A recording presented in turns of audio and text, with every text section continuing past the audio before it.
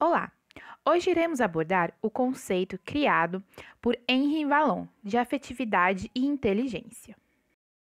Henri Vallon foi médico, filósofo e psicólogo. Nasceu na França em 1879 e faleceu em 1962. Vallon dedicou-se ao estudo da criança, acreditando que esse era o melhor caminho para compreender a origem dos processos psicológicos humanos.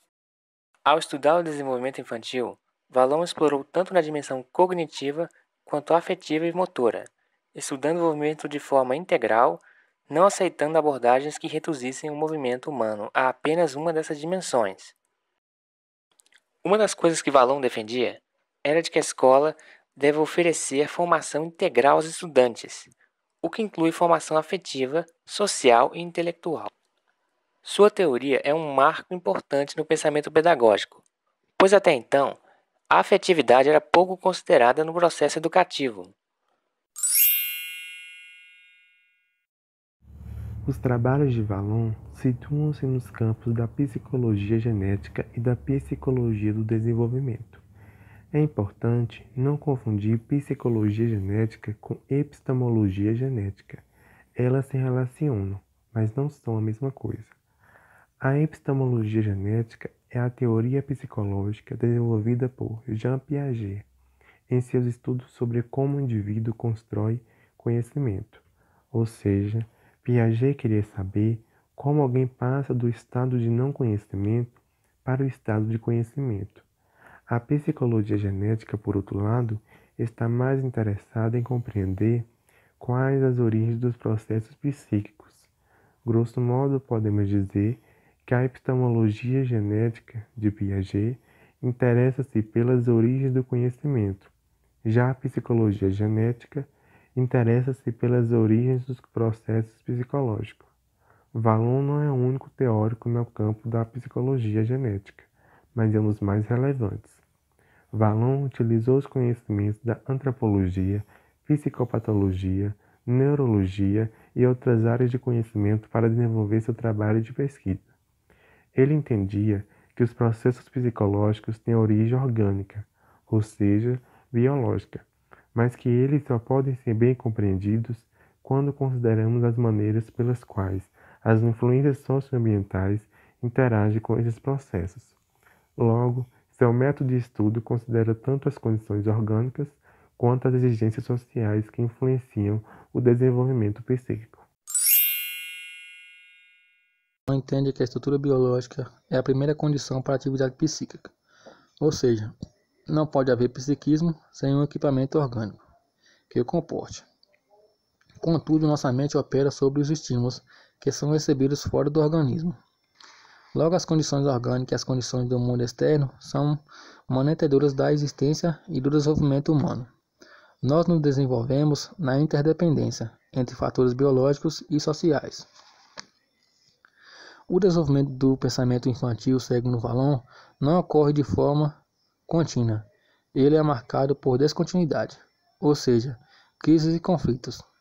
Essas descontinuidades são resultados do amadurecimento do sistema nervoso, que traz novas possibilidades orgânicas para o exercício do pensamento, e de alterações no meio social, que traz situações novas e estímulos diferenciados.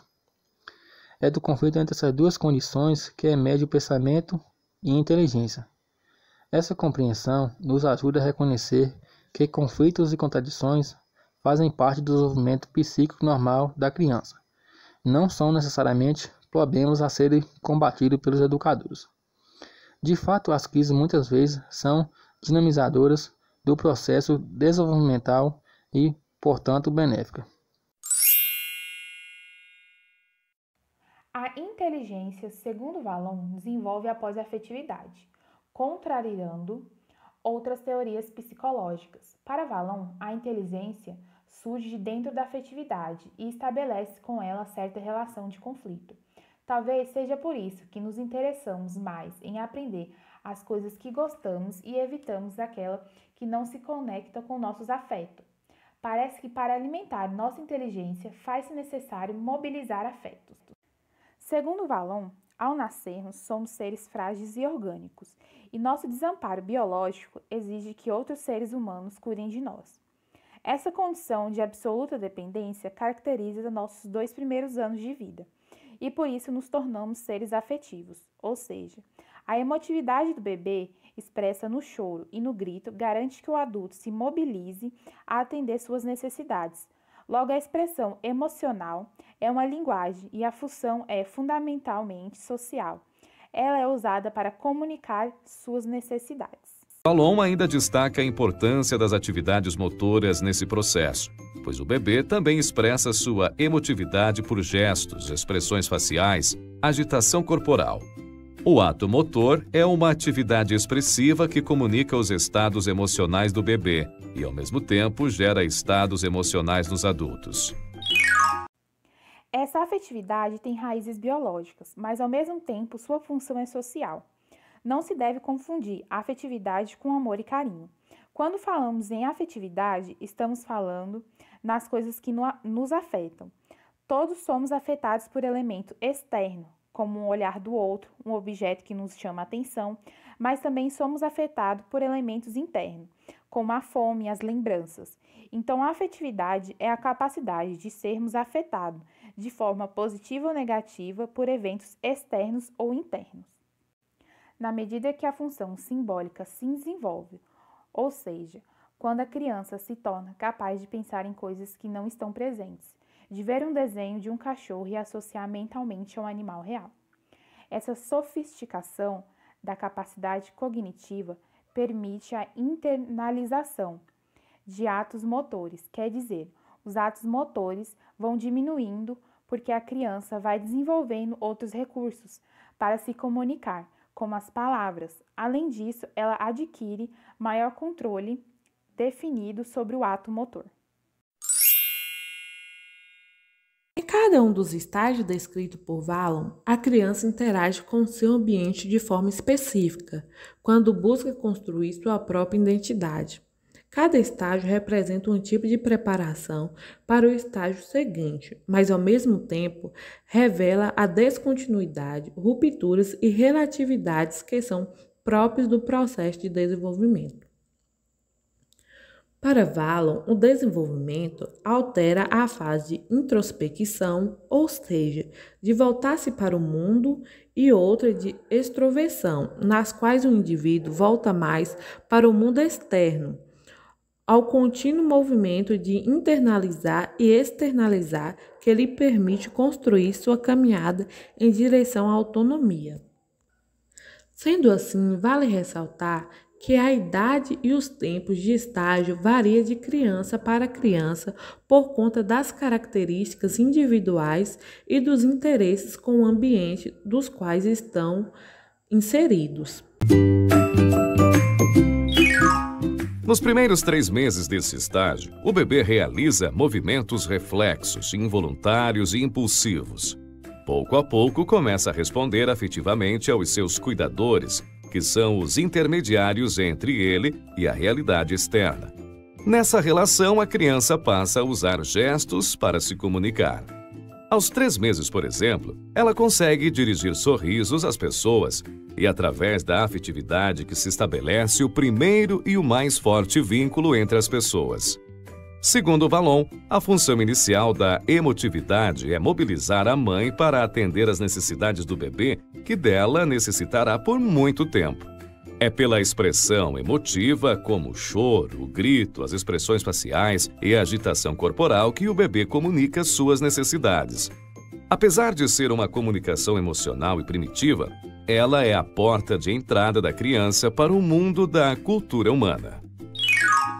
Até aproximadamente 1 ano, o bebê está vivenciando ativamente seu processo de socialização com aqueles que o cercam e é totalmente dependente desse contato para sobreviver. Durante essa fase, o interesse do bebê por objetos se dá na medida em que eles lhe são apresentados pelos adultos, mas com o avançar do desenvolvimento, a criança vai aprendendo a agir diretamente sobre seu meio e vai se dessocializando, quer dizer, vai agindo de forma mais autônoma em um processo crescente de individuação.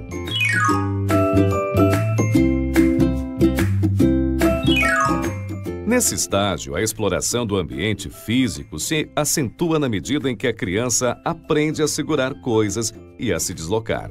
O desenvolvimento das capacidades cognitivas da criança estão em franco andamento, explorando o mundo através dos sentidos e das habilidades motoras. Tudo que estiver ao alcance deve ser tocado e sentido. São os atos mentais projetando-se através de atos motores, mas pouco a pouco o ato motor vai diminuindo e cedendo lugar ao ato mental, ao pensamento. Com o desenvolvimento da fala, o pensamento também ganha impulso. A aquisição da linguagem permite que o pensamento se manifeste através da fala, o que rompe com a manifestação motora do pensamento. E isso representa um salto qualitativo no desenvolvimento infantil. É necessário que a vivência sensório-motora do mundo seja inibida pela criança para que a sua vida mental floresça.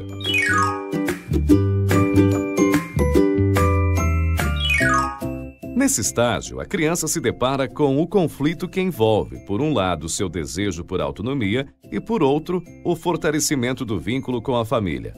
Como o processo de formação da personalidade é a tarefa psíquica mais importante desse estágio, a criança nega os adultos, muitas vezes se opondo a eles. Seu pensamento volta-se quase que exclusivamente para si. Ela precisa adquirir consciência de si mesma em suas relações com o mundo.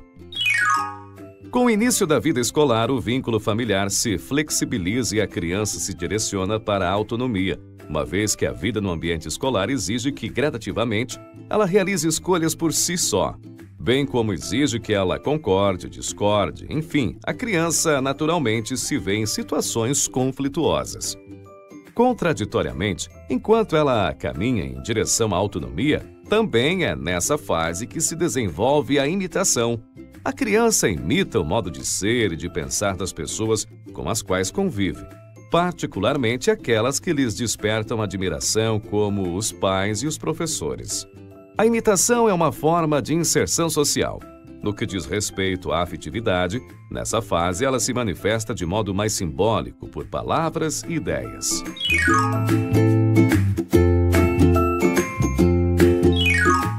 Nesse estágio, a criança utiliza cada vez mais a inteligência para explorar e conhecer os objetos e o meio físico e social. Há um grande interesse em explorar situações novas, particularmente se envolvem coisas que podem ser manejadas e transformadas, ou seja, que dão margem ao exercício da criatividade.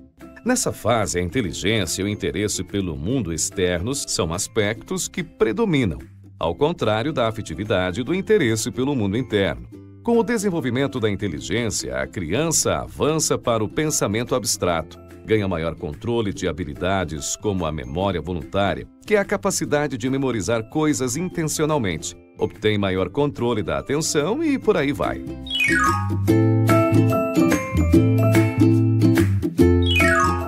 Nesse estágio, as modificações corporais que resultam da ação dos hormônios sexuais influenciam o adolescente a buscar uma nova personalidade. Em função disso, há uma ruptura do equilíbrio afetivo. O adolescente deseja compreender suas inquietações, seus desejos, sua sexualidade, sua real identidade.